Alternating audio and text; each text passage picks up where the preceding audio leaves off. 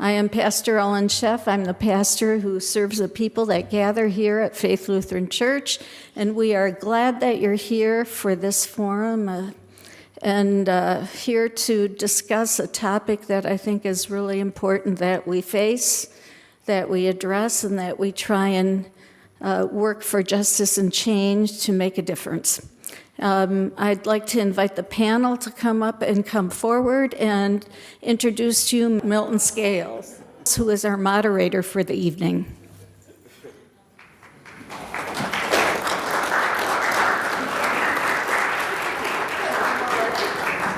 Welcome to Faith Lutheran Church, and on behalf of Pastor Ellen and the entire congregation here, I too would like to welcome you this evening. This is probably the fourth or fifth community conversation on racism that's been held here at this church, and I think you'll find this one to be equally as enjoyable and informative as the others have been.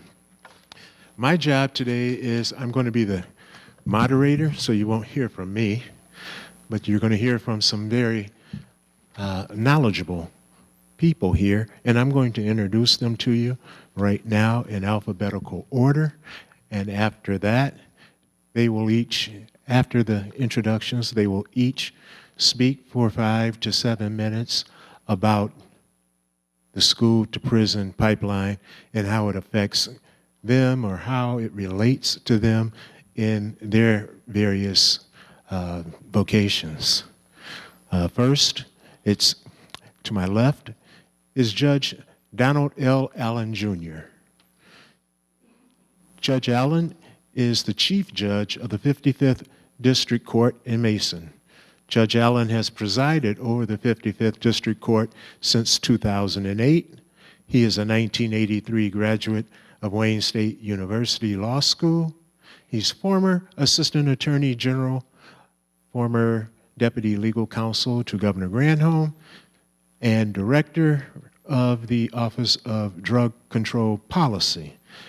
And he is a member of Phi Beta Sigma Fraternity, Inc. To his left, we have Angela Waters Austin. Angela is the founder, president, and chief executive officer of One Love Global, Inc., a 501c3 nonprofit corporation committed to peace, justice, and opportunity. Angela has over 25 years' experience in promoting racial equality, public and community relations, fund development, marketing, special events, corporate sponsorships, program design, and management. Angela is founder, producer, and host of the Equity Equals radio show on the Michigan Business Network.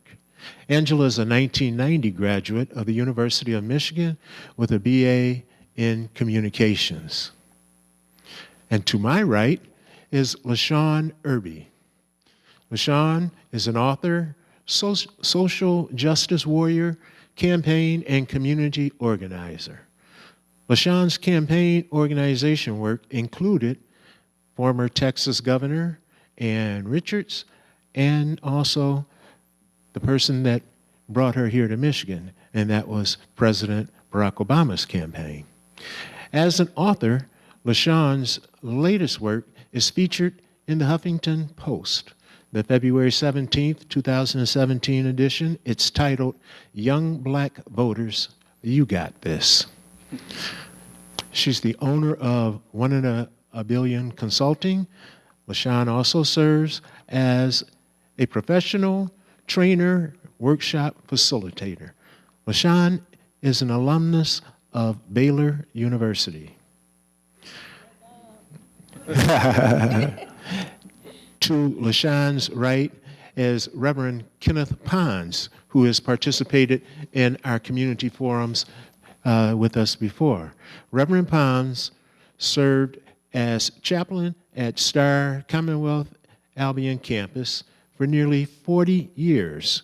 He is an ordained minister of the Evangelical Lutheran Church in America.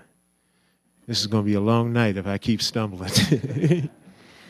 He has served as board chair of the Calhoun Intermediate School District. He earned a Master's of Divinity from Christ Seminary in St. Louis, Missouri, and the Lutheran School of Theology in Chicago, Illinois. Well, there's a reason why Pastor Ellen did not give me a lavicle mic tonight as originally planned. The last time I had a lavicle mic, I had arrived early, went to the bathroom, had the mic on, came back and got a standing ovation from everybody in the room. So tonight, I'm just going to carry this microphone around with me. Now, having said that, let us move on to racism and the school-to-prison pipeline, and understand that the school-to-prison pipeline affects us all. And with that, I'm going to open it up to Judge Allen first.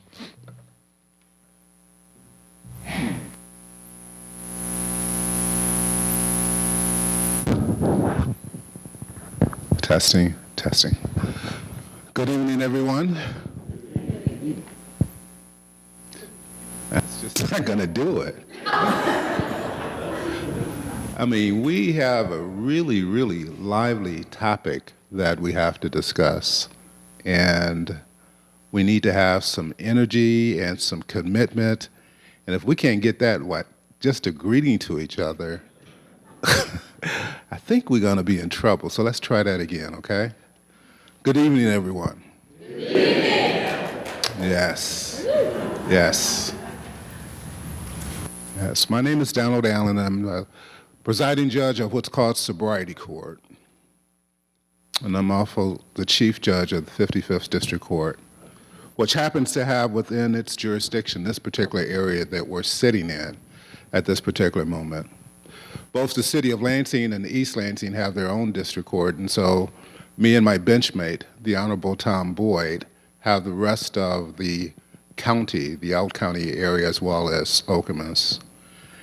And it's kind of interesting that I was asked to be a part of a discussion involving school.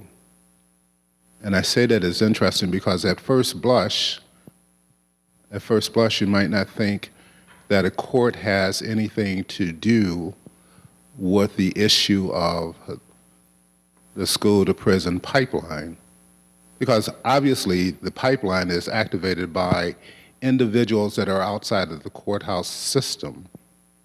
But within the courthouse system, there is also what I would consider to be some off-ramps that would allow a person to stay outside of the criminal justice system. Some of those off-ramps are operated by the prosecutor.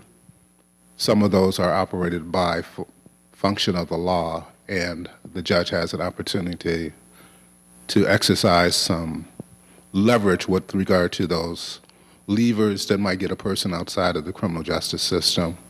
So I would hope to be in a position for us to be able to have a little bit of a conversation later on as it relates to that. But certainly one of the things that I think I would like to say at the outset is that Mr. Scales is correct, that even if I were not involved as a judge in the criminal justice system, that we all, as a community of persons, have an interest in what is going on in terms of our system of educating young people. Our battery one, I think we might have a bad battery. So, testing.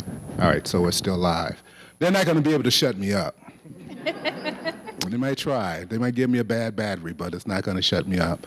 But in any event, so what I would really like to talk about would be to sort of engage more in a dialogue rather than have me sort of pontificating from on high about what's going on. But certainly, as we engage in this discussion, and I hope they give you guys a microphone so that we can actually have a robust discussion, but certainly there is an opportunity for us to have a very serious conversation, and it doesn't necessarily have to be framed in terms of racism.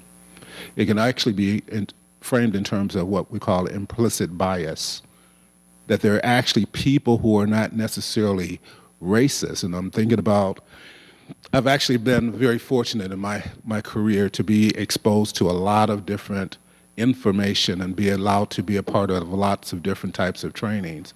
And some of the times the people that are exercising those leverage that have disparate impact on our communities are people that look just like the community, and they're not even aware of their implicit bias.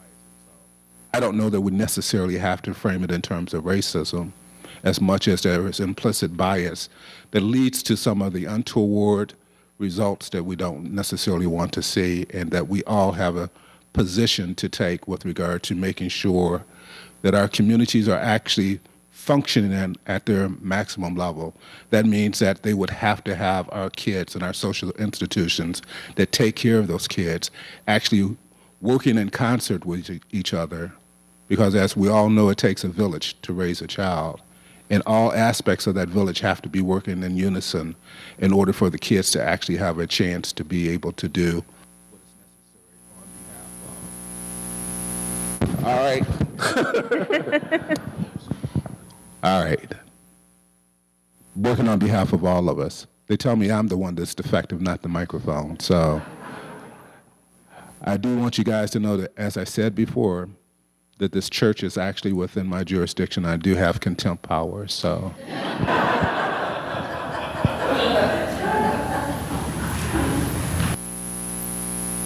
Oh, why do they make me follow Judge Allen?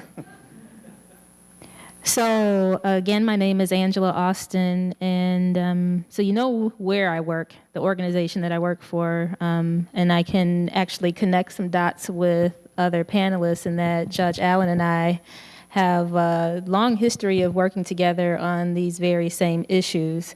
The only thing that I actually prepared and really wanted to say, and it's probably going to frame the rest of everything you hear me say tonight, is that our systems are working as they were perfectly designed, and that it is nearly impossible to separate the school-to-prison pipeline issue from race. Judge Allen just opened the door for that. And so we have both implicit and explicit racism working in tandem. Without getting too political, we are moving into an era with this notion of let's get back to law and order, which has disproportionately impacted people of color, in particular, young people of color, with very little accountability for systems. And so I would say that implicit bias is something that we all, every person, has blind spots. And it's because we all have been indoctrinated into a system of white supremacy. And so we act it out, we carry it out, we perpetuate it, and maintain it even when we're not aware that that's what we're doing, because that's how it's designed. It's designed to be subversive and sneaky, and that we're all complicit in some way. But the good news is that we can learn and unlearn by detecting when those things are happening. So there's training, which is great, but we also have to do the internal work. As individuals within our institutions, we have to take a look at systems and policies and how those policies and those systems continue to create barriers for our young people. And what we know now is that the school-to-prison pipeline begins in preschool, where boys, African-American boys in particular, are being expelled and suspended in preschool at much higher rates than other children. And so how does this set you up for being ready for school or not being ready for school? Not reading by third grade. If you're not reading by third grade, the chances that you will ever learn to read are much slimmer, which means that you're sitting in classrooms from year to year to year doing what? Becoming a problem or being viewed as a problem, because implicit bias is also working and not detecting those challenges and addressing them appropriately. And then we also have a number of environmental factors. I'll call out Flint. and the effect of lead poisoning. The children who are being poisoned by lead today are much more likely to have significant neurological problems, cognitive disabilities, and therefore also behavior management issues, the aggression that comes from the actual brain damage from lead poisoning. So you have all of these systems and policies and the stuff that we carry around with us to our jobs at play, and it's no wonder that we see the data that we see and how it disproportionately affects some children more than others. So the work that I do is also related to President Obama. It's my colleague, LaShawn, that we work together. We are co-founders of Black Lives Matter Lansing and work with the National Strategy Table, really making sure that the issues and concerns of Black children and families, in particular our safety, are at the forefront of our policy agendas, making sure that people are educated about the effects of those policies and systems on our children and families. But the majority of my work is really around President Obama's My Brother's Keeper initiative, which is looking at the major developmental milestones for young people, in particular where policy and systems transformation is needed. So I work with 10 My Brother's Keeper communities in Michigan, which just happen to be those who've been most affected by emergency manager laws and who have seen their school districts be dissipated and who tend to be on the list of those threatened with school closure. How's that?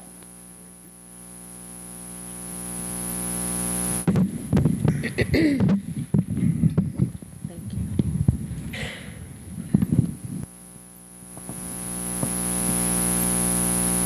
Good evening, everyone. Good evening. Glad you're still here. My name is LaShawn Erby. I'm really grateful for this opportunity to be here tonight to talk about school to prison pipeline. I'm not going to repeat the things that Angela said. We do work together, which is kind of handy to have her on the panel so I can go to some other points. But talking about school to prison pipeline, starting at the school, one of the things that I have noticed is that there's a compassion factor sometimes that's a problem. And when teachers feel like they can't control their classroom, they're likely to sit a student in the hall. And I make it a personal, I know we're going to talk about plans later, but I'm just going to jump in. Anytime I go to a school and I see a young person sitting in the hall, I have a conversation with them. And I find out what's going on, why are they in the hall. We talk about the fact that they're not learning what everyone else is learning as long as they're outside. And then I make them we have a pact that I don't find them in the hall again. And then I do go back and see that. But the reason I do that is because I came from Texas, and I've seen some really, really terrifying things in the school systems there. For example, Angela was speaking about how the school to prison pipeline begins in preschool. That's true. We know that not only from the suspension rates, but just in conversation. I have a lot of friends from different ethnic backgrounds, and one came to me in tears one day to share with me. She's a white woman. We're very good friends, and she had been to a happy hour with some elementary school teachers. And after a couple of margaritas, they started really talking about and being who they really are. And in that instance, they talked about how they would have children. David, can you come here for a second, please? Yes. I need an example. It's not going to hurt, I promise. Can you put your hands behind your back, please? Yeah. Both hands, yeah. So what they do is they have the children stand in line like this. Turn around so they can see you. They have the children stand in line like this, and they go from class to class and place to place. They call it, thank you, David, they call it the proud pose. But after a couple of margaritas, they say, you know what it really is? It's the prison pose. These are elementary school teachers. And this is why it is so important that you are here today and that you get some tools and some skills, you can go back because our kids need our help, everybody's help. Thank you. I put him on the spot like that. The other thing I wanted to mention is implicit bias. Implicit bias is the one thing that prevents us from all doing our best work. We have to do our own work. I did a prayer retreat with a group of gentlemen in Howell, Michigan. Do y'all know about Howell? My joke is I went to Howell and I came back. But I did a prayer retreat there with a group of gentlemen, and I asked them, they were all white gentlemen, it was 9 of them, 1 of me. I asked them to take the implicit bias test, and the next morning we would discuss the findings. So we did. Now, out of all the people there was one person that preferred African Americans. It was not me. I was disappointed, of course, but we all got contaminated with the same stuff, right? This is the thing I find most interesting about it. The one characteristic that the gentleman had that did prefer African Americans was he does not own a television. That's what I said. What does that tell you? The television is the devil. Well, close enough. Seriously, it does contaminate people. And so in the workshop that I do, I talk about the fact that you can't change things if you're not able to recognize them. So I encourage everybody in this room, if you have not already, to take that implicit bias test and just know where you're operating, okay? Okay, so in my daily work, I work for Action of Greater Lansing. I'm the lead organizer there, so I work with predominantly faith-based organizations. Our national organization is called Gamaliel, and our national focus is reforming criminal justice and ending racial inequity. So when we get to the part for going forward or what we can do, I can share some things that we're going to be doing here in the community, and I hope that you'll all be a part of it. But I think... Yeah, and Angela told you I'm a co-founding member with her in the Lansing chapter of Black Lives Matter. That's all I have. Thank you. Good evening. My name is Ken Pons. I live in Albion. And for almost 40 years, I served as chaplain in a residential treatment facility called Starr, Commonwealth. One of the nice things about being the last one is that everybody's already said most of what I could say. But I'd like to lift up a couple of things. First of all, most residential programs, juvenile residential programs, are really struggling, and the reason they're struggling is that the number of young people being referred to those types of agencies have been going down. In fact, there's been, within the last probably 10 years, there's been like almost a 41% decline in the number of youngsters who are placed in a residential setting. Yet and still, when you look at the numbers of young people involved in the school-to-prison pipeline, those numbers keep going up.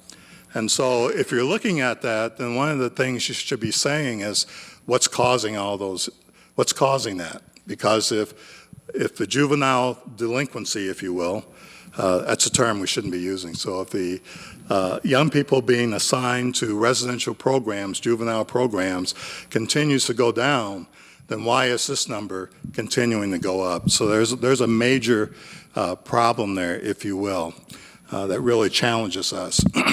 Implicit bias has already been talked about. I believe 85%, maybe 90% of all teachers in the United States are white, and white females on top of that. Now, first of all, shout out to the teachers. It is a difficult job.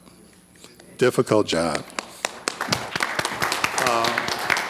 But when you have that kind of imbalance racially, then my experience has been is that there's not as much grace, if you will, allotted to children of color or children with disabilities.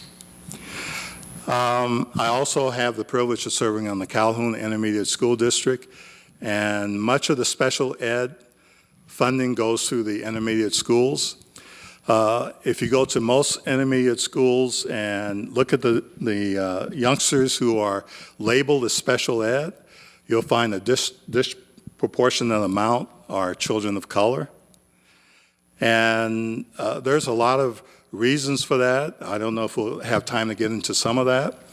But as someone who does a lot of facilitation and racial equity work, one of the things that I have found is that there is a system in place, and I believe everyone's kind of either mentioned that or touched on that, a system that's been installed in our nation ever since the founding of the country, all right, all the way back when the Constitution was signed, where we instituted a system of discrimination, and that system plays itself out.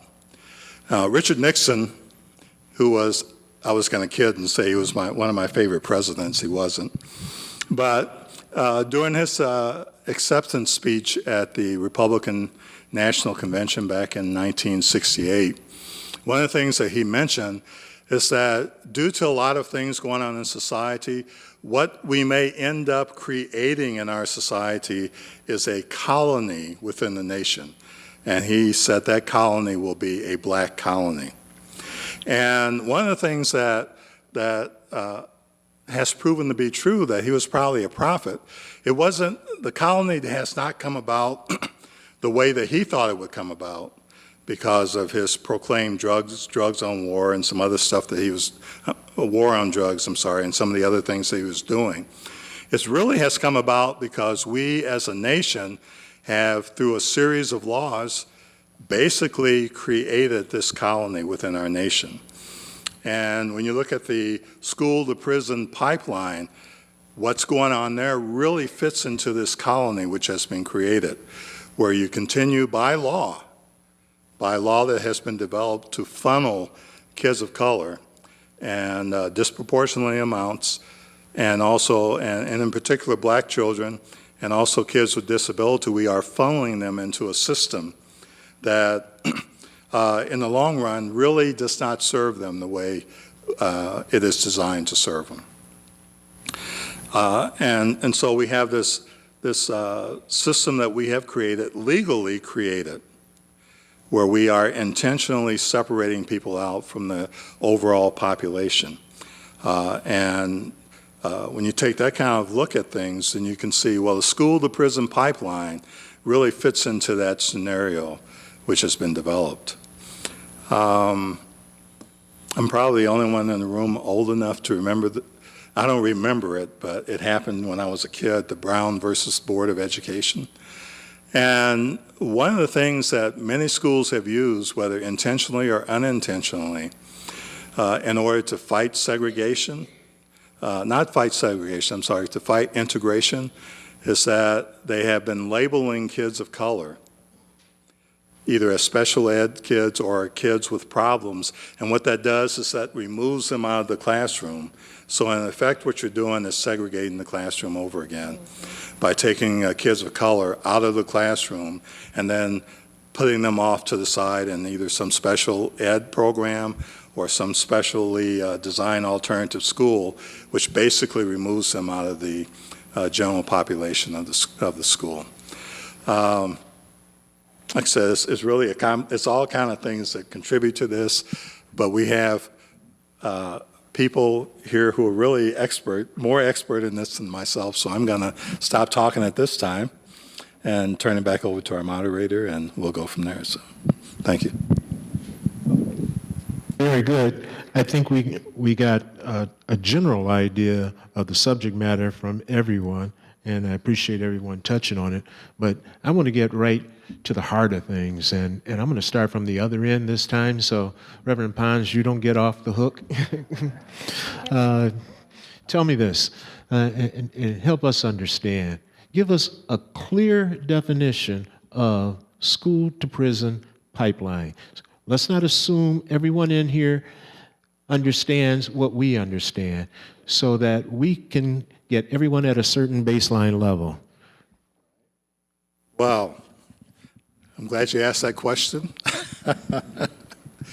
Having having done my homework here, the ACLU defines the school-to-prison pipeline in this way. It is a disturbing national trend wherein children are funneled out of public schools and into the juvenile and criminal justice systems. Many of these children have learning disabilities or histories of poverty, abuse, or neglect, and would benefit from additional educational and counseling services. Instead, they are isolated, punished, and pushed out of the schools. Some of this is due to the zero tolerance policy that we have developed in our nation, where we really do not allow people a second chance, if you will.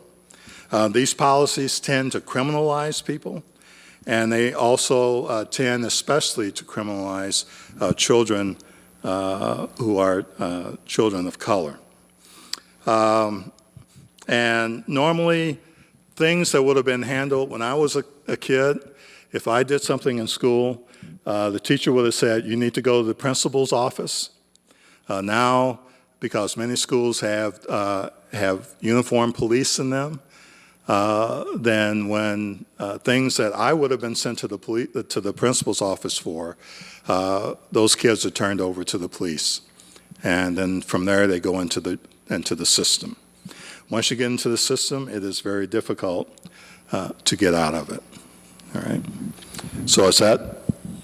Very good. Does anybody have anything different? Does anyone disagree with that definition, or is there anyone on the panel here who would like to add to that definition? So I'll try and add a little bit, and I'll add by way of an anecdote, basically. The United States of America represents about 5% of the world population. 5% of the world population, 25% of the prison population. 5% world population, 25% of all of the people that are incarcerated anywhere in the world are represented by the people incarcerated in the United States. That's a startling number. That's a sobering number. And what that says to us is that we resolve our issues with people by putting them in cages. Think about that. We resolve our issues by putting people in cages, and we know that those people are going to eventually get out, and once they get out, they have suffered all manners of disabilities because they have been placed in cages. Can't get a job, can't find housing, going to have any kinds of difficulties doing anything to navigate through life. Why? Because they have this status as being a convict. The number one indicator of whether or not I'm going to have to see somebody in my courtroom is whether or not they actually have graduated from high school. You don't graduate from high school, you're much more likely to become engaged in the criminal justice system. Now, that's not to say that there aren't some kids that need some guidance. I'm so happy to see my friend in the back of the room. Freya, would you stand up for just a second? Freya Rivers. She was my son's principal. She called me many times about my son. Many times about my son. My son not only graduated from school, graduated from high school, graduated from college, and he is now in medical school. And he is not the only one that flourished under her tutelage. I think there are like a half dozen of his classmates that are in medical school right now. So it's not to say the kids don't need guidance, and sometimes they need to actually have the dust lifted up off of their pants. But kids are kids, And they're resilient, and they can bounce back, and they can still do what they're supposed to do. They can still have the kind of life that they're supposed to have, unless people deny them the opportunity to do that. And there are all kinds of reasons that kids don't get the opportunity. Poverty is a huge one. Zero tolerance policies are another one.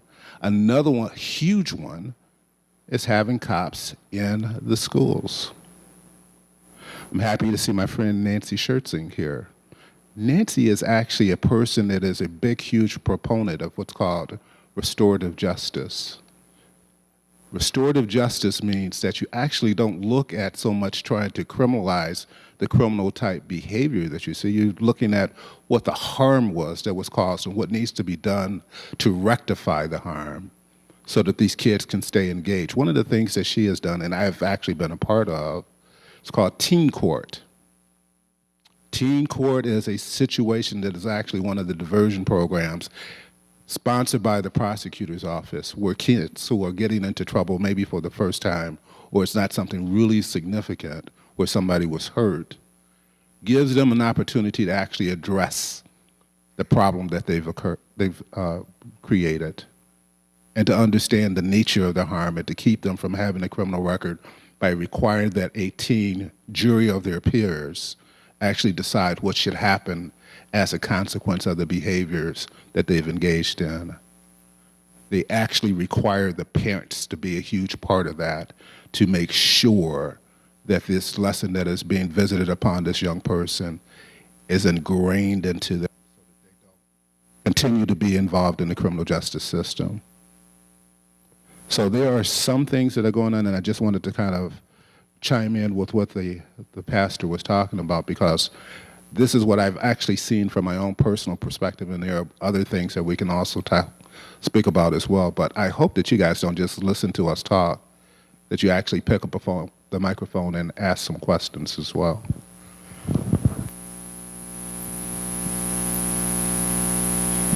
If I was to add anything to that, yet you all, I think, have described the system and then how it works in great detail, is going back to the point that it's working perfectly as designed.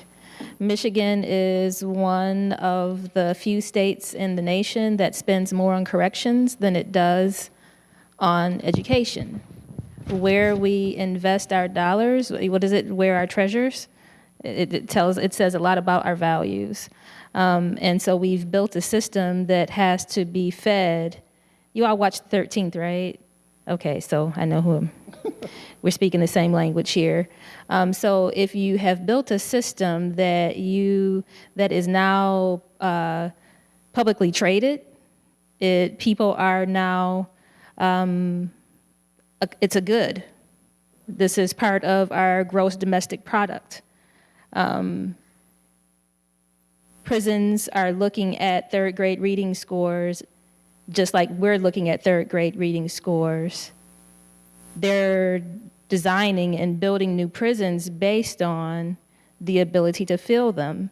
And governments are now making commitments to those private sector industries, absolutely, with guarantees that they can fill those beds.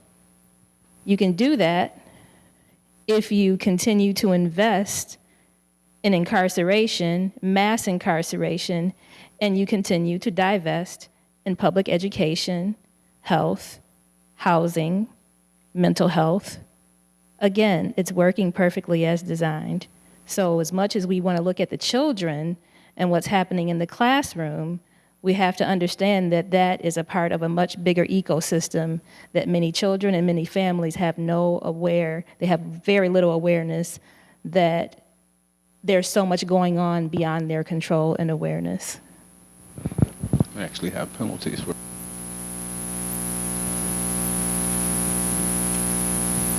Okay, we're going to open it up for questions out here from the audience. But one thing, just to kick it off, I'd like to go back to what I just heard from Ms. Austin. Back in the 80s, I think we all remember, we were building more prisons than schools here in Michigan. How did we get into that problem? And how is that associated with the school to prison pipeline? Were we working on the wrong end of the problem? I would say yes, we're working on the wrong end of the problem, and part of it is what we believe about one another. The lack of our ability to see ourselves in one another, the belief in an other, a dangerous criminal other who by birth, if you can look at a young child in preschool and see a future criminal in a baby, then that says a whole lot about your beliefs and your perceptions and how media continues to feed and fuel that perception. The news is probably the litmus test of what we really believe about one another right now. And we live in the age of fake news, and that people are willing to believe. And so that's the thing. It's not the problem is not that these things are said. The problem is that we're willing to believe it, and that we'll continue to tell these false narratives. So part of what we have to challenge this belief, this false belief in a human hierarchy that goes back to the Constitution, as we just heard from our colleague, and that some people were 3/5 of a human being. There are still people in this country and around this world who believe that people of color are less than human. And if you don't believe in a person's humanity, you can do anything to them, and you can justify it with things like safety and what's good for those people to be safe and protected against those people. And you can even have a system that cares more about the dollar than it does about people, and then you end up with situations like Standing Rock. So I would say yes, because we're not working on humanity. So we're absolutely working on the wrong end if we no longer see people as people and their value as human beings. Does anyone in the audience have a question? Please come on up to the mic.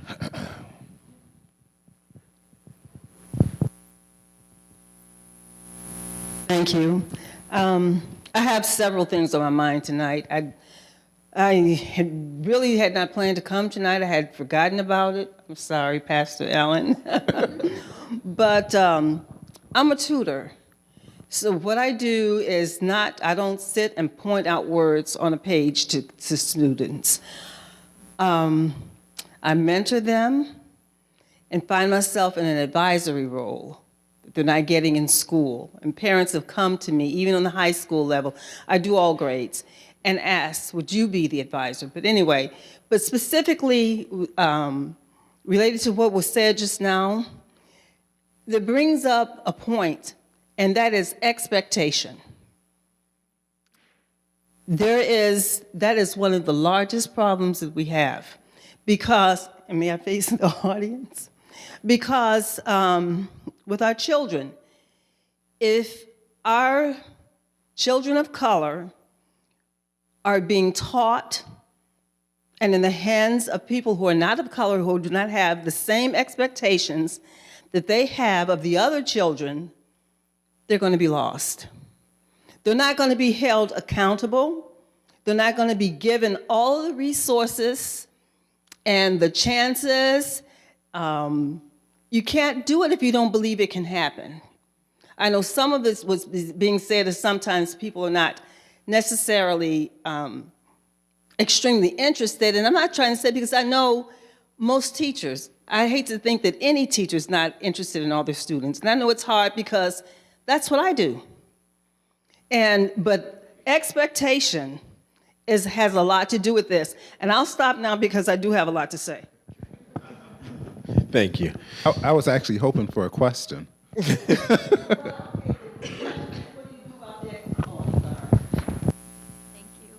My mother is the education planner for Muskegon, Allegan, and Ottawa counties for DHHS. And so she sees all this firsthand, and she really, as well, is also a mentor. And I think my biggest question is, if anything, what is one takeaway point that you see she could take as her first step, besides just being a mentor to these kids, to stop them and give them a hope that there's more than just incarceration? I can take the first stab at that. hope is everything. If a kid doesn't have hope, nothing else matters. So if they don't have hope, if they don't see that they have a future, if they don't see their place in the future, if they don't have hope, nothing really matters at that point. Everything is fair game. And so one of the things that I would say to your mother is that probably the key factor in any child's life, any child, no matter where you find them at, in the socioeconomic strata, is to have a caring adult that cares about what happens to that child vis-a education or anything else. If there is not a caring adult in that person's life, the chances of them succeeding are very, very minimum. But if they have that person, the chances of them succeeding are tremendous. And I have not, in my travels, ever come across a person who did not have a teacher in their background that they pointed to as part of the reason for their success, because that teacher believed in them and made them believe in themselves. So teachers, in my view, are like saints. I mean, we exalt sports stars and athletes and all that stuff, and they get these $1 million contracts, but they don't hold a candle to a person that is an educator. I mean, we, in our society, we've got that backwards, for sure.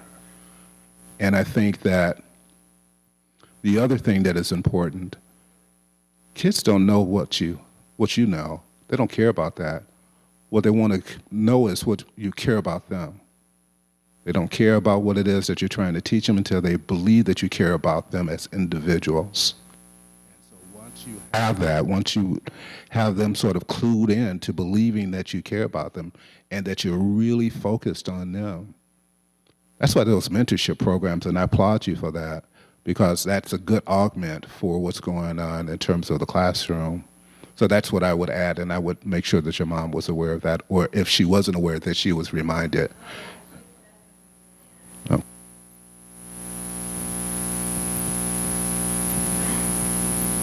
I'd just like to add to that, that encouragement. Encouragement does go a long, long way. I was actually raised by a single mom who could not read, and I didn't know my mom couldn't read until I was in college. But what she did was she made sure she had people around me that could help me get my lesson. That's what we called it back then, get my lesson. And I'm just so proud of her. So she actually taught herself to read as an adult. But she was very good at encouraging me and telling me that I could do anything I put my mind to, even though she didn't feel like she could help me. That encouragement was the thing that really made a difference in my life. And it is the reason that I do summer camps right now. And I pour into kids because people poured into me.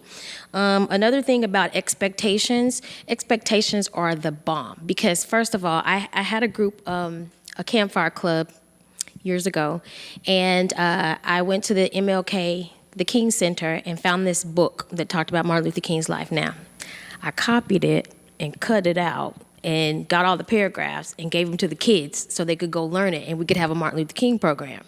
And what happened, this is an elementary school in Waco. What happened was the kids were going up and they were saying these speeches, and I had teachers coming up to me going, I didn't know little Johnny could do that. I didn't know little Mary can do that. And I was like, that's because you don't expect it. If you don't expect it, they have no reason to reach for that bar. So encourage people to keep encouraging people. And please, Angela and I talk about this all the time when we do our Black Lives Matter work. We ask people, if you hear something that's wrong, interrupt some misinformation. If you see an adult putting some bad information into a child, I need you to interrupt that. Because you will be surprised how many people, especially children of color, who are told what they cannot do. They have dreams. They want to do this. They want to do that. Oh, no, baby, you need to do that. No, if you hear that, I'm asking you to be proactive and shut that down. Yeah, I would support everything that's been said. As someone who's spent his whole career working with young people at risk or in trouble, one of the things that I came to understand is no matter how challenging a young person may seem, If you let him or her know that in spite of what they are attempting to do and pushing you away, that you're not going to be pushed away, that you're going to hang in there with them, eventually, as you build that relationship with them, they will turn around and they'll do what they need to do. Because once that relationship is built, they not only, as the judge has already said, have hope, but they also, because of your belief in them, they begin to believe in themselves. And that's one of the greatest things that any of us can do. Also, I think we ourselves have to be honest with our own, what are our own biases? You know, what are we working with? We all have stories in our head because we have been raised in this society. And no matter who you are, we are all infected with the disease of racism. So you have to be honest with yourself. You know, what are my biases? What are the beliefs that I have in myself that really are not true? You know, a 2-month-old infant black male is not a criminal. But the way our society has been set up, that youngster gets criminalized from the time that he's born and then makes his way through society. So that's the kind of stuff we have to really check. We have to be honest with ourselves, and that's really the difficult part of it, because the first thing that we want to yell is that, no, that's not an issue for me, I'm not a racist, I'm not this or that. In reality, we're all infected with this disease, so let's be honest with ourselves. And once you begin to dismantle that stuff within yourself, then you begin to look at people differently. And that goes a long way, too, in making a difference. Thank you. We've got another question back here. Hi, my name is Tremaine, and I know you talked about, you know, the prison for profit, right? And I've been looking at also, because I actually worked in the same facility you did for 10 years, and one of the things that I was always concerned with the young men that we work with was that so many of them were put on medication, you know, soon as they came in. And I always had a problem with the fact that they were on these pills, you know what I mean?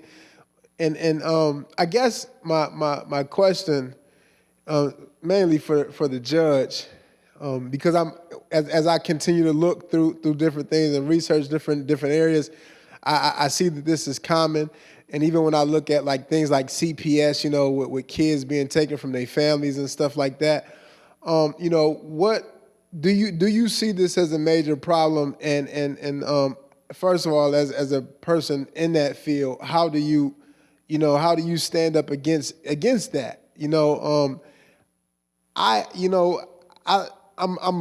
very happy normally, but these are the kind of things that just like really get under my skin, and it's like I really have a problem with it. I don't even know what I need to do. So one of my things also is like, you know, from anybody, what can I do to help with some of these things? You know, I work with kids now, and I already see the direction that they're going. You know, I know they're going to be put on some kind of drug. They're going to be diagnosed. I believe all of these psychiatrists, this is another thing that's for profit, I believe. You know, this another way to make money. So what is your take on that? And you know, First of all, what kind of facility do you work in? I work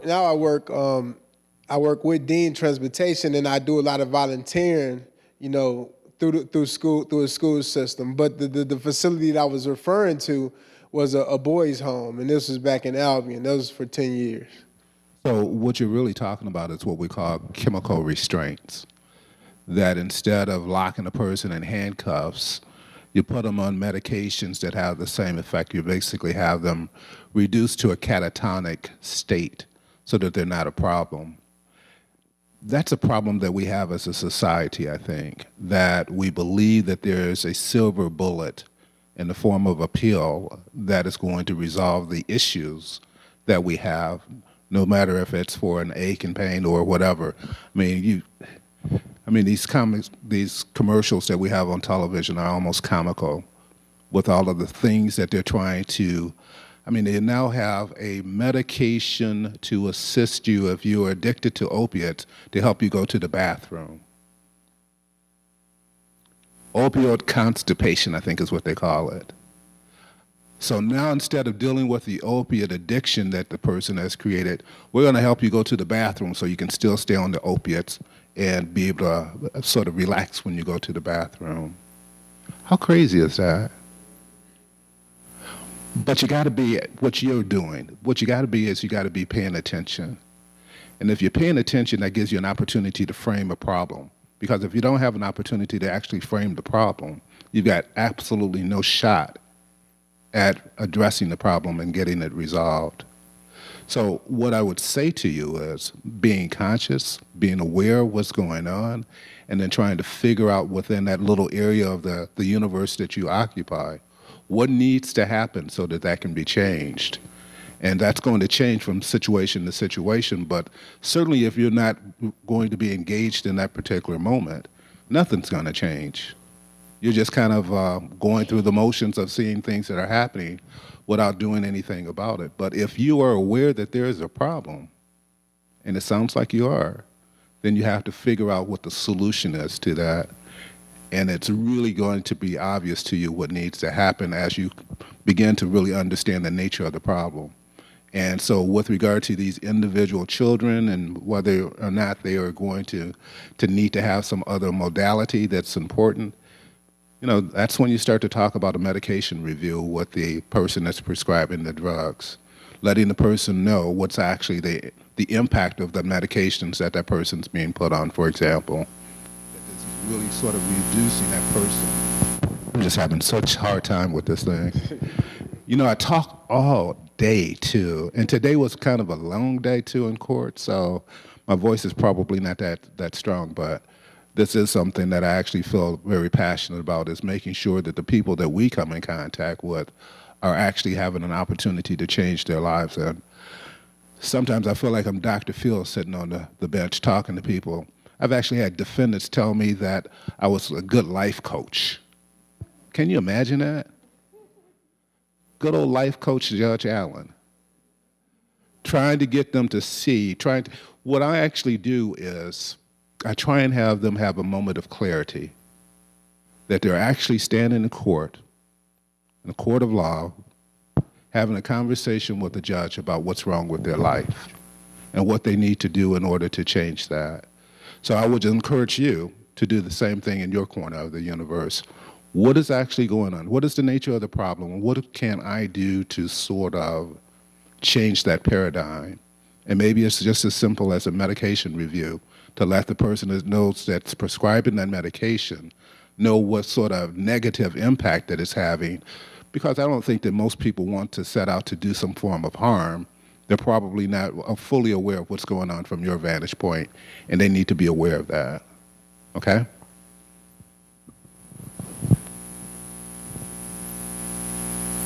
Thank you, Judge Allen, but I'd also like to respond to that. You're right, our society feels like if you take a pill, you can solve all ills. And we're over-medicating our kids and children in schools. ADHD medication, yes, for sure. Yes, and that's what's happening. Too many of our children, especially African-American children and especially African-American males, are being medicated with ADHD drugs. And as soon as a child begins to act out, teachers start filling out forms and they send it to the doctor and the doctor agrees and they put the kids on meds. They don't need them. 99% of them don't. There are very few, and I've taught for almost 40 years, there are very few children that really need drugs in a classroom. Now, I have run across a few, but it's only a few. I had many parents that would bring their children to my school in particular because they didn't want their children on drugs. Special ed got angry with our school because we didn't have enough children labeled. You're supposed to have a minimum of 10%.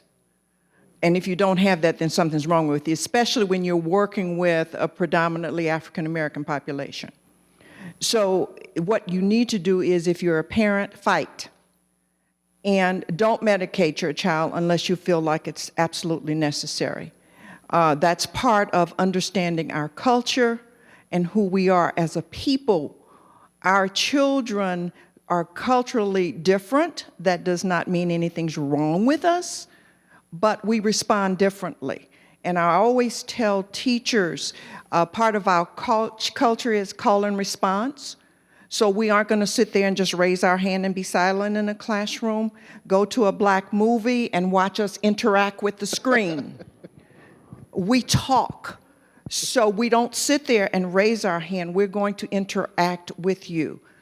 A child can be running around a classroom, standing up. Literally, I've had children stand on their heads in the classroom, and I ask the teachers just make sure they don't fall over.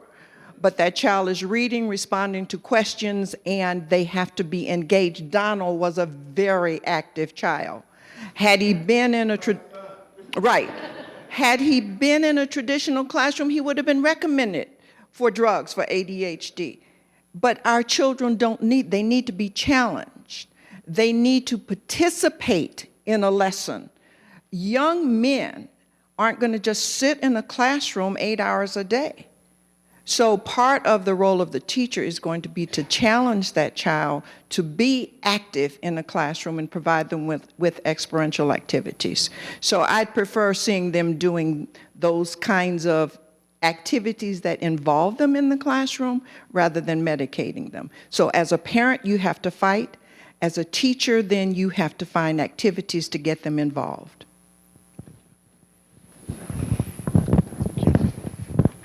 So I am Nancy Schertzing, and I am acutely aware that I am a middle-class white female, educated, and have not personally experienced many of the issues that we're talking about today.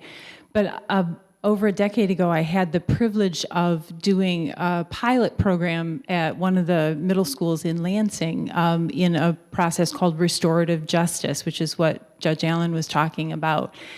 And there are so many things that I just want to jump up and respond to every single thing that we talk about here. But I would like to just give you a quick explanation. As Judge Allen said, what restorative justice is a process for addressing conflict and misconduct. And instead of our traditional approach where somebody does something wrong, generally we ask two questions. What rule did you break, and what's the consequence? What's the punishment? Usually it is, okay? This is our traditional zero tolerance system that we are currently operating on, the system that's working perfectly, as Angela said. What restorative justice does, and if you can get this in your head and get this in your heart, this can be a powerful tool for you as well. Restorative justice looks at the same situation and it asks, what harm resulted from this? And how do we heal the harm? That involves other people. That holds people accountable, not by taking your punishment, but by healing the harm that you've caused, which is overwhelmingly human for us to want to do that. When I screw up many times, my first response is not, oh, I'm gonna go home and watch TV for 10 days. My response is, I wanna make it right. I wanna do what needs to be done. That's natural. That's the way we evolved as humans. Restorative justice is actually, there's a ton now of data, much more data than when I started 10 years ago, that shows that it works in schools, and it is a very effective and powerful tool for addressing zero tolerance and other kinds of misconduct. The Resolution Services Center of Central Michigan is a nonprofit organization that is actually funded in part by money that, what is it, Judge Allen? It's court fees, right? That it comes through the state Supreme Court. They offer restorative justice services in many area schools. They can offer restorative justice services to you as if you come in, you have a situation. there are trainings. I do offer trainings in this, and there's legislation that Angela will tell you about. So I just want you to, I am not the kind of person who wallows for very long and I am sitting back here in tears about some of the things we're talking about.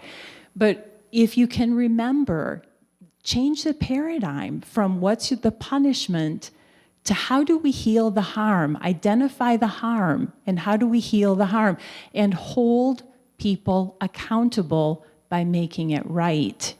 It can empower you in really amazing ways. So, thank you.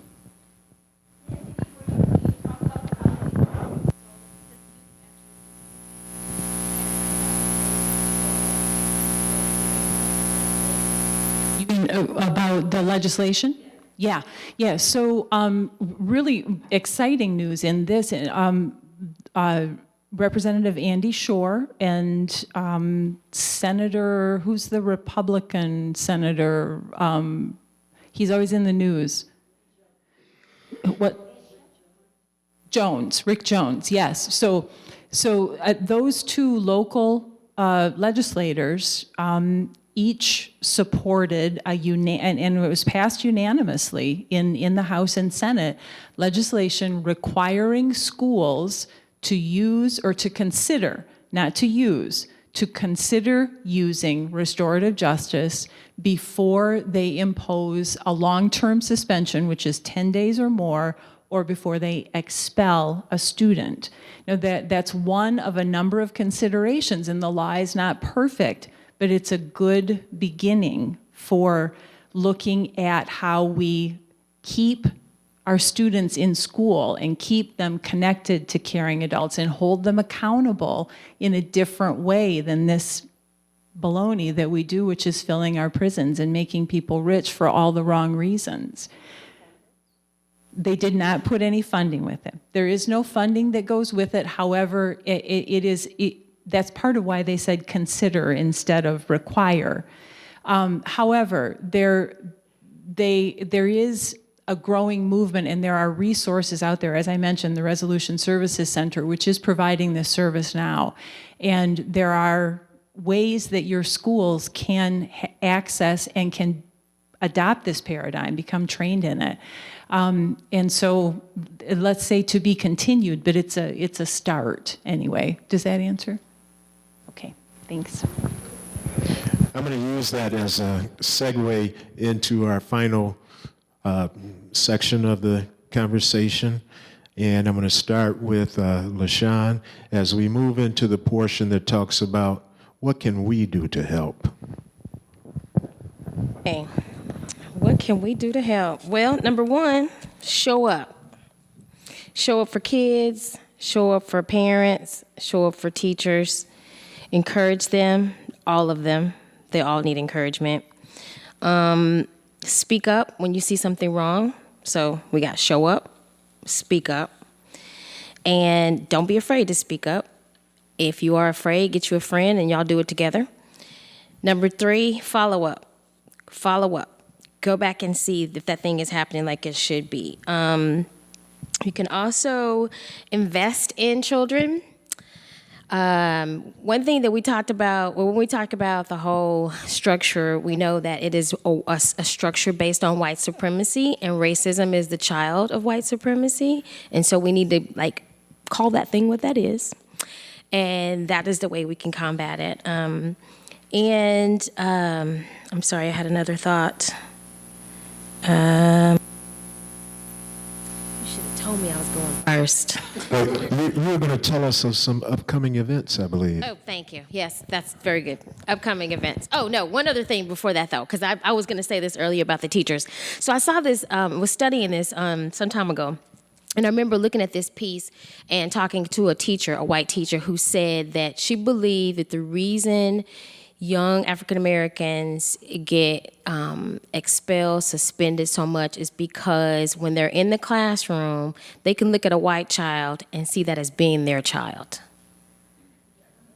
And anything that child does, anything a white child does, they can see that as being their daughter or their son misbehaving. So they have a little more leniency. But not so always, now this of course is not everybody, but this was one person's experience, that sometimes a white teacher cannot look at a black child and see that as a child. So that is part of the issue. So that's why I say when you see something and you see it's not right, please speak up. The children need you. And then, so for activities, Action of Greater Lansing is my day job, and we're going to be showing the 13th. How many of you have seen the 13th? Raise your hand. Awesome. Yeah, I was here last week. Good job, Pastor Ellen. I came in and crashed your party. So we're going to be having 5 other showings throughout the city. One is going to be at the Hannah Center on May 16th. And we're not just going to get together and watch the film, but we're going to take it a couple steps beyond that. So we're going to watch the film, we're going to discuss the film, and then we're going to cut some issues that we can do to help make the situation better. So there are lots of organizations that we're partnering with that are already doing work around mass incarceration reform and criminal justice. It may be picking a piece of legislation to go and talk to legislators about. It may be a letter writing campaign. It may be something direct service. Like we know for a fact that a lot of times women are incarcerated and they're forgotten. So we want to do a You Are Not Forgotten campaign where we write to women who are in prison. We're working on a deal with Lansing Community College to have a service learning project so that the students can continue the letters and they not stop. And so, did you get a sign-in sheet for this? Do you have everybody's contact information? Can you get everybody's contact information? Okay, thank you, Pastor Ellen. So I would love for you to know about these, and please come and bring people because it's really going to be richer. It's going to take all of us. So we are in the situation that we're in because we have been working in silos, and we have to stop that. We have to work together. We have to get over ourselves and work together. So thank you. Thank you. Anyone else on what can the community do? What can the church do? You know, silly me, I prepared all these questions in case nobody in the audience had questions, and I never had to use them. So, Well, I think teachers need a lot more support, and but they also need training for effective discipline. There's ways you can handle situations. One as I stated earlier, my whole career was spent at Starr, which is working with at-risk youngsters. When I first began there, we used physical restraints, not we ourselves as staff. Part of our job was to restrain a youngster who was unable to, who chose not to control himself or herself. By the time I left, there was no physical restraint. We had been taught new methods of how to intervene in difficult situations, how to help that youngster get themselves back to a point where they could continue to function. And I think that's that's just training. And so we need to train our teachers in ways that how can they handle particularly what they view as particularly difficult young people. It can be done without kicking a youngster out of the classroom. I don't think we really understand that if a kid is suspended one time, just once, their chances of graduating from high school is diminished to the point, I think only about 30% of all youngsters who are suspended out of school just one time graduate from high school. And so we don't really understand that impact. So there's ways of handling it. How do we keep young people in the classroom? And there are techniques that can be taught that all of our teachers can be exposed to that would help them handle discipline in a way where youngsters are not taken out of the classroom or suspended from the classroom. So I think we have to do that.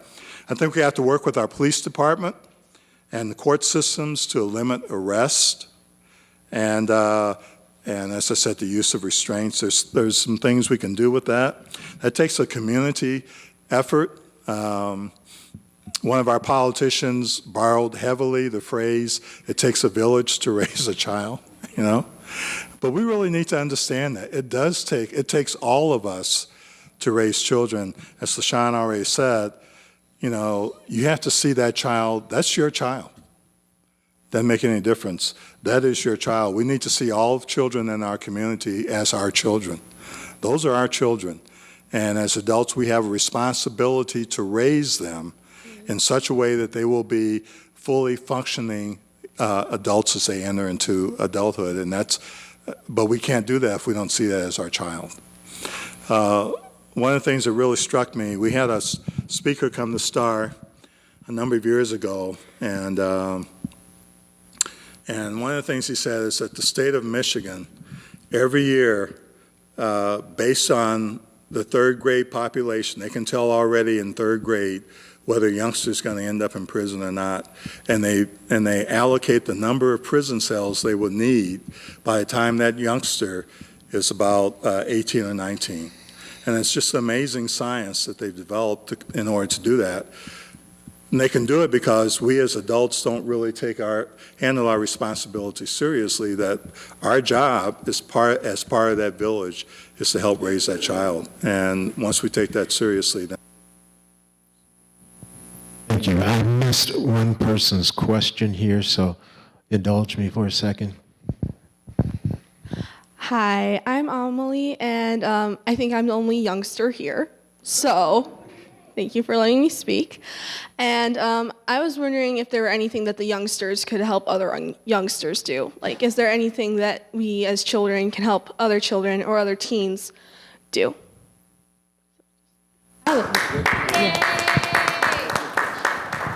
Thank you. Did you see my thought bubble?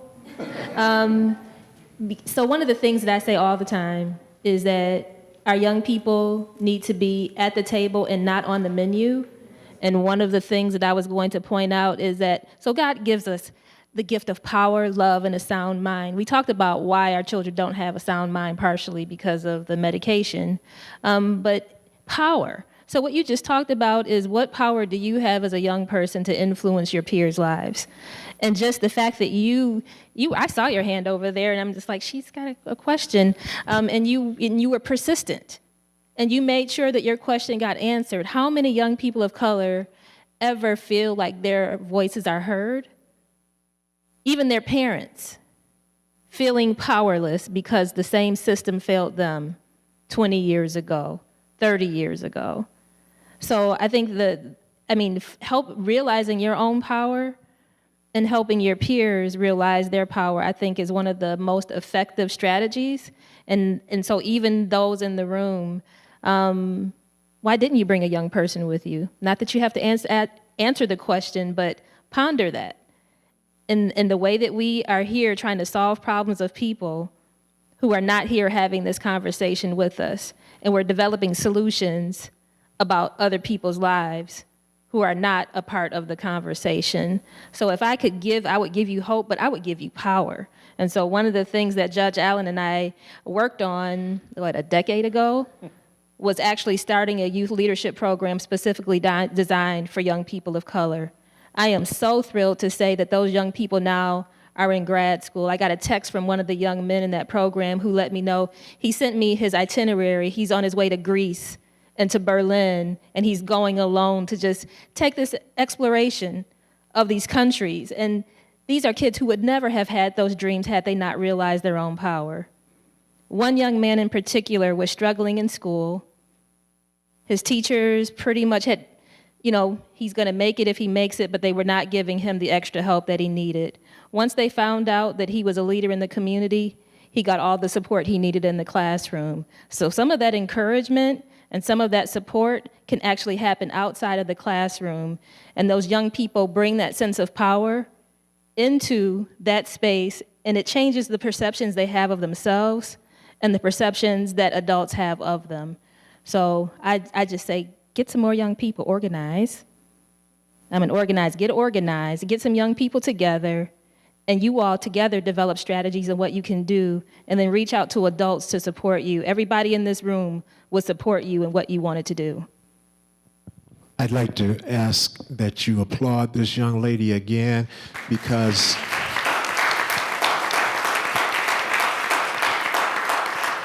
when the final school bell rang today, spring break began, and she's still here.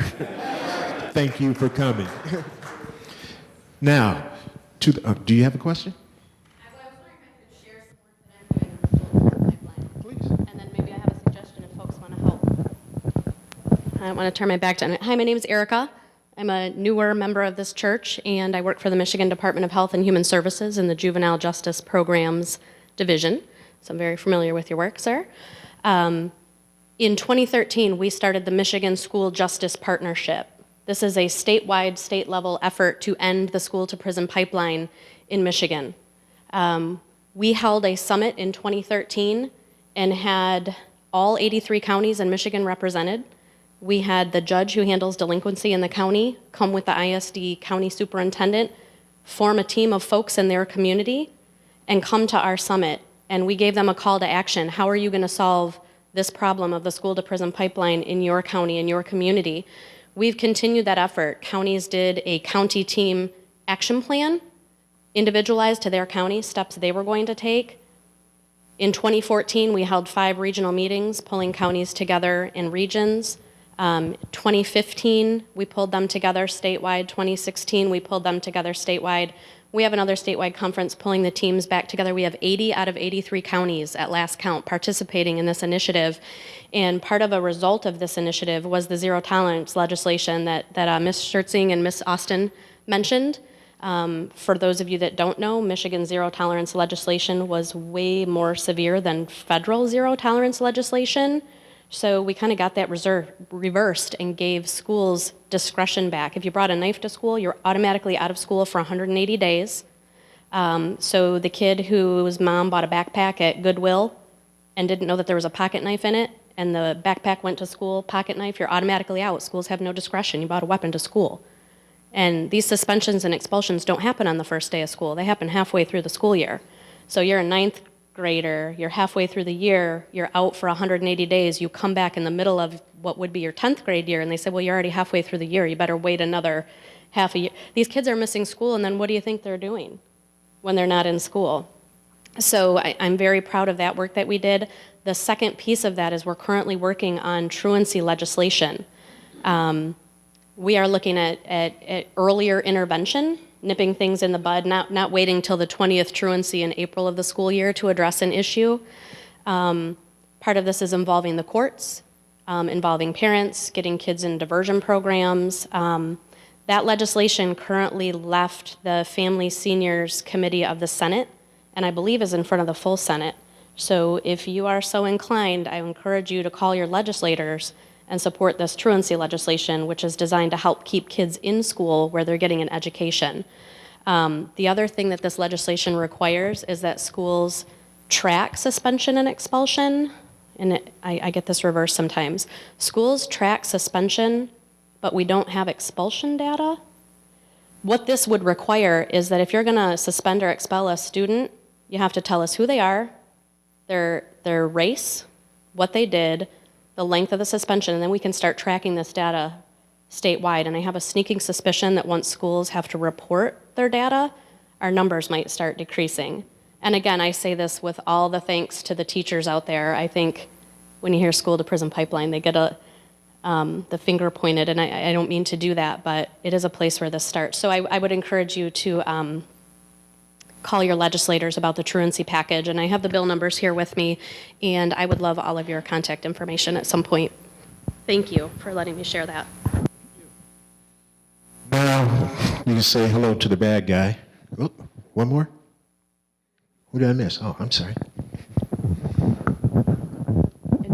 I know we're almost out of time, but I also wanted to share a resource that I can offer. I work with the Student Advocacy Center, which is over in Ypsilanti, but we've opened a new project here called Volunteer Advocates of Michigan, and we offer free advocacy for students who are facing suspension or expulsion. So if those restorative practices that we also support break down, then we're there to help the student try to stay in school. So if you have any need for those services or are interested in volunteering with us, I have business cards here. So thank you. Thank you. Sure. This is important for you to know. This legislation that we talked about that requires schools to consider restorative justice, it takes effect August 1st. So it will be in effect this first school year. And this is the thing that's actually maybe most important, is that it creates what's called a rebuttable presumption, which means that if a child is suspended for 10 days or more or expelled, then you or the advocate, the parent, whoever's advocating for that child has the right to go to the school and require that they review the whatever the discipline was.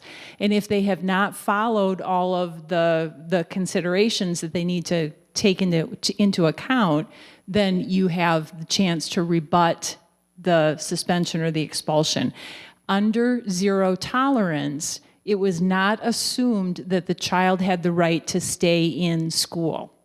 What this does is it's kind of like innocent until proven guilty. It's foundational now for school discipline that your child has the right to stay in school, and it is the school that must prove that they had to suspend or expel for long-term suspensions. And that's significant because that empowers us to say, hey, wait a minute, and again, as was said here, schools have a huge job and do a wonderful job most of the time, but there are different issues that this is a way we can empower ourselves. So, thank you.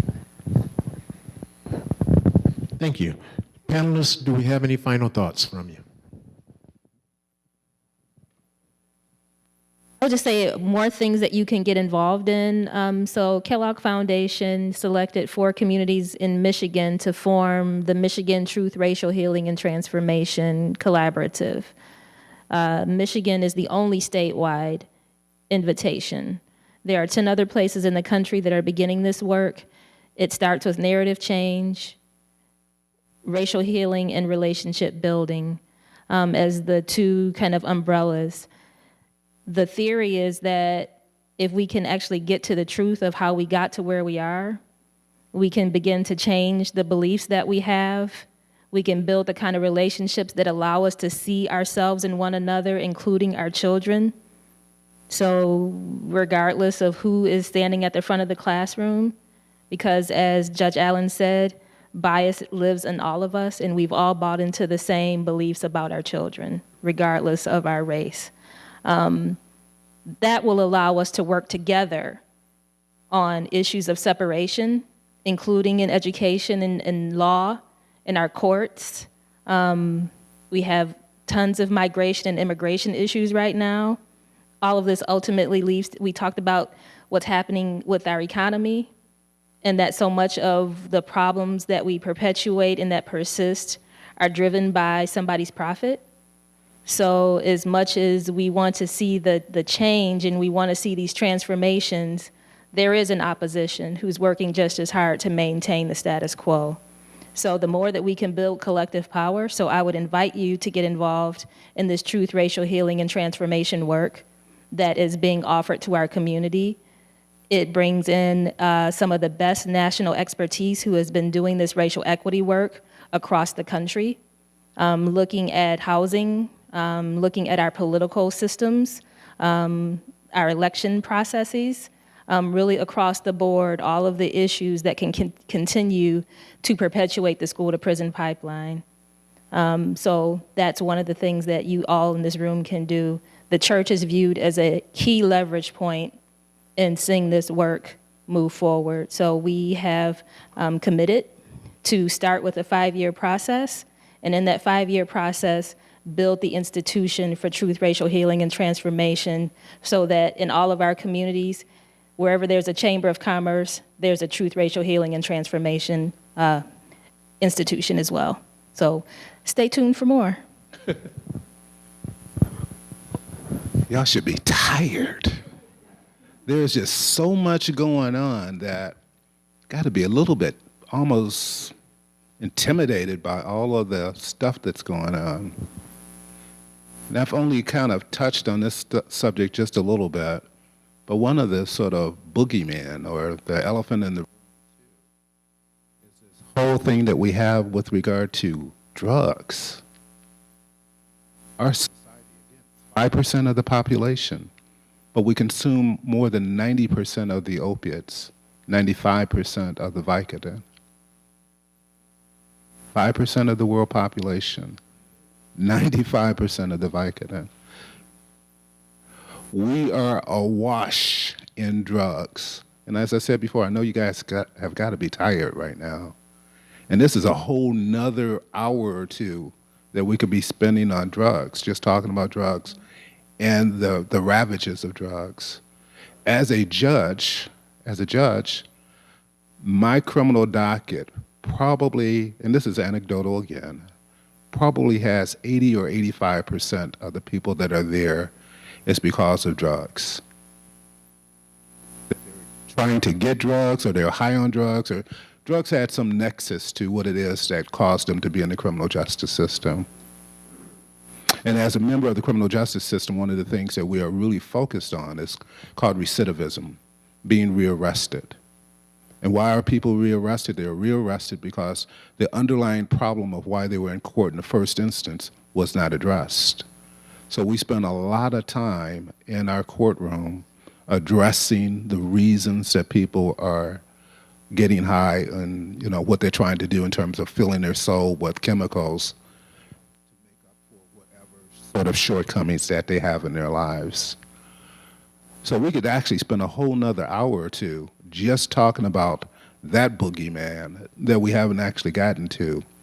So what I would encourage you to do is what I do in my own sort of profession, and that is to just try and figure out within your corner of the universe that you occupy, as I said to the young man a little bit earlier, what is it that you can do differently that is going to make a difference in terms of this school-to-prison pipeline?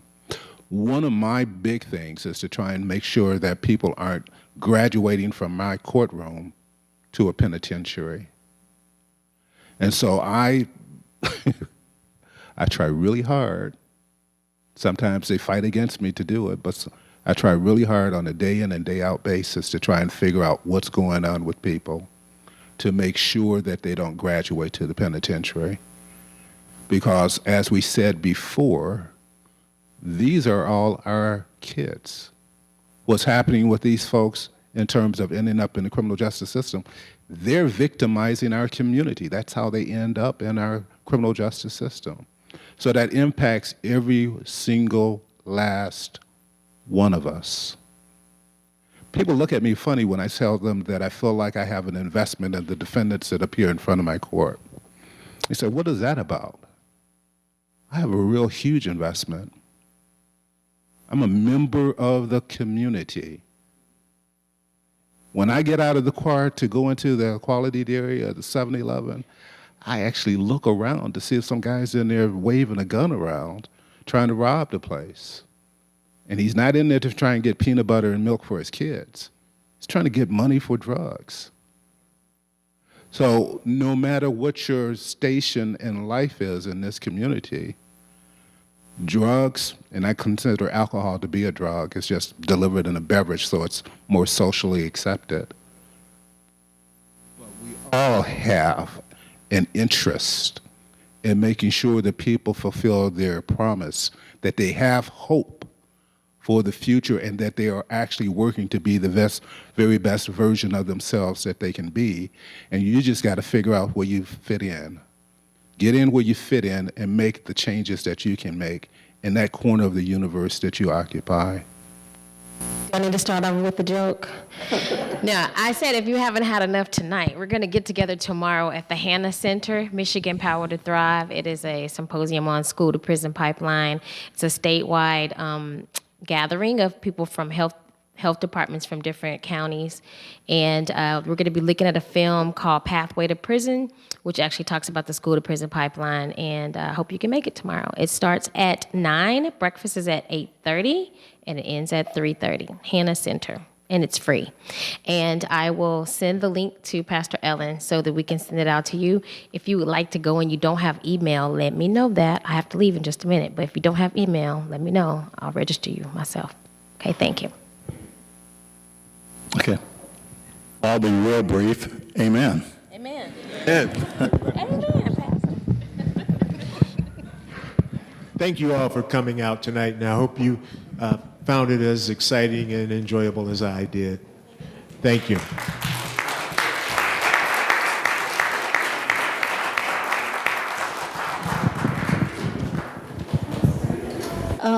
David, you want to introduce the end? There's a gentleman here who has a song he wants to share for the ending of this event. Hi, this has been a very interesting, thoughtful, stimulating evening, and the collaboration, the diversity of people who gathered together to learn, to make a difference. And this friend of mine, Ned Walker, is a professor at Michigan State University, and has got this song that kind of captures the theme that we are working on, collaboration to solve problems. It's called Bridges.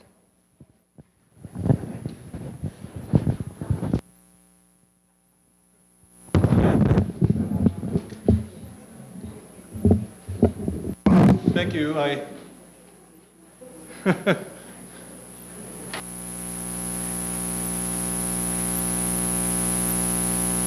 David talked me into this, but I'm glad to be here to share with you this.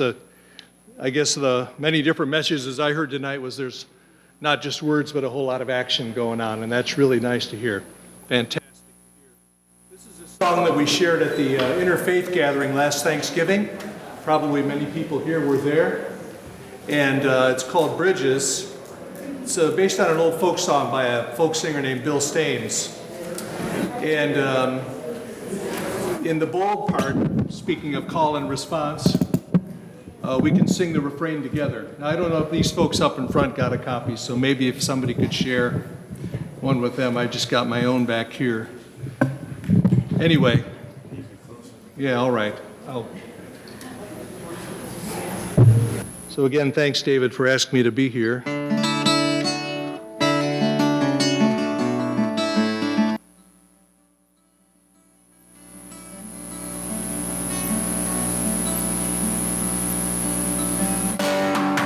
There are bridges, bridges in the sky, shining like the sun. Not stone, not steel, not wood, but still they bring two things to one.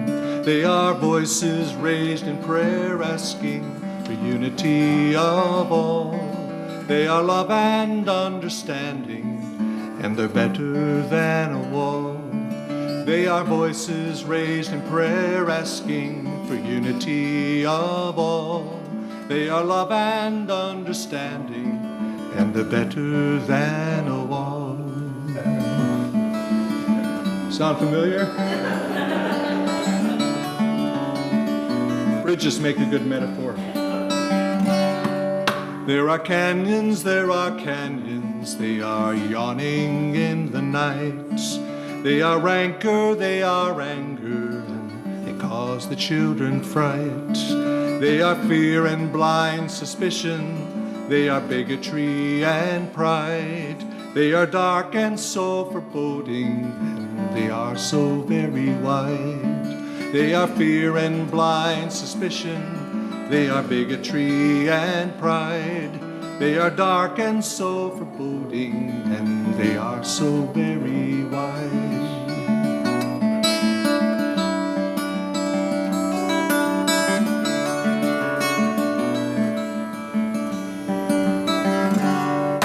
Let us build a bridge together, let us cross it in a throng.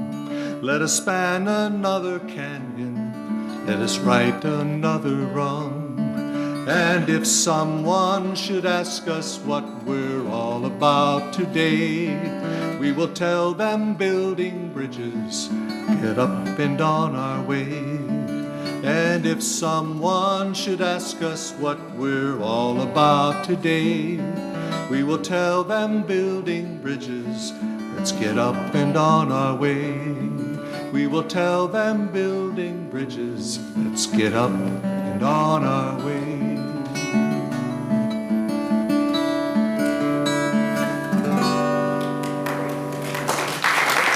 Thank you. Thank you.